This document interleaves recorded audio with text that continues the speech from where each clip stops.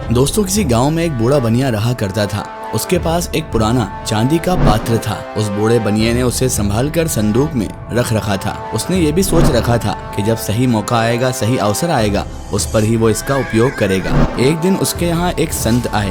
बनिए के मन में विचार आया कि क्यों ना मैं इन संत महात्मा को चांदी के पात्र में भोजन परोसूं। किंतु अगले ही पल में उसने ये सोचा कि मेरा चांदी का जो पात्र है वो तो बहुत ज्यादा कीमती है। गाँव गाँव भटकने वाले इस संत के लिए उसे क्या निकालना। कुछ दिनों बाद उसके घर पर राजा का मंत्री भोजन करने के लिए आ गया। उस समय भी बनिए ने उस चांदी के बर्तन के बारे में सोचा, किंतु उसे फिर लगा कि ये तो राजा का मंत्री ही है।